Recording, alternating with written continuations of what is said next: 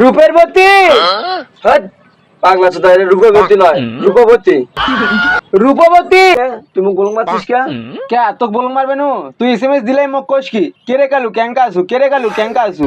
ও গোলং মারে কে তুই ফসা আছিস? বর্ষ তুই কি চাস? দুই হাত সমান চাস না টাকা চাস?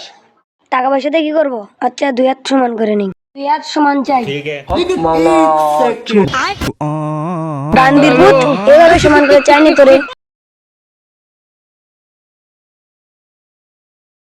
রূপের বতী। হ্যাঁ পাগলা চোদা, এটা রূপবতী নয়, রূপবতী। রূপবতী, তুমি আমার বন্ধুকে চাকরির জন্য ছাইরে গেছো না? আজ আমার বন্ধুর গাবিন ব্যাংকে চাকরি হয়েছে। হ্যাঁ পাগলা, না গ্রামীণ ব্যাংক নয়, এটা হলো গ্রামীণ ব্যাংক।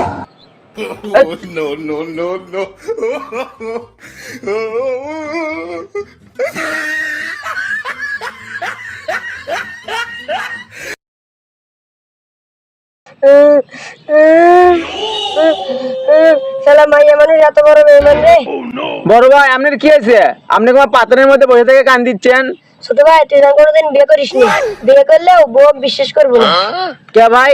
শখ করে জীবনে এখন বিয়ে কর্ম বউক বিশেষ করে বলে কাক বিশেষ কর্ম? ফ্যাক আইডির থেকে মোর বউ মেসেজ দিছিল, মোর বউ কয় বছর আগে মুই মারা গেছে। বড় ভাই তাহলে তো জীবনে বিয়ে করা যাবে লাই। বিয়ে করে খালি মানুষের দিকে নজর দেবো, তোর চরিত্র ভালো হলো না।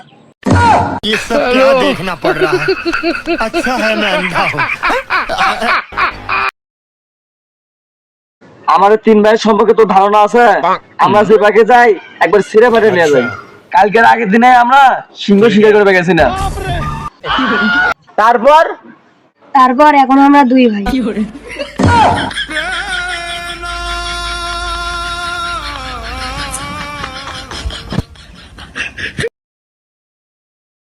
শালা চিংড়ি মাছের যন্ত্রণা আর সহ্য হয় না, বিয়েটা যে কৃষক করছিনু।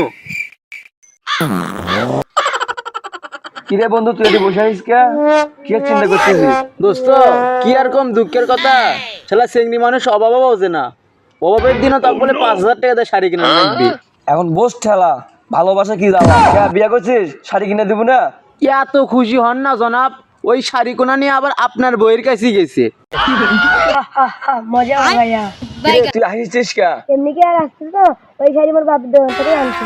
ছোট ভাই আদর করে করছো, তুই মোর বইয়ের কাছ থেকে 4,000 টাকা নিস, 5,000 টাকা নিস না। ছোট ভাই আছিস, ব্যবসার কাছে কোনো খাতির নেই। 1,000 টাকা বেশি করে দে, ওর বইতে ভালো শাড়ি দিয়ে মেনে। হ্যালো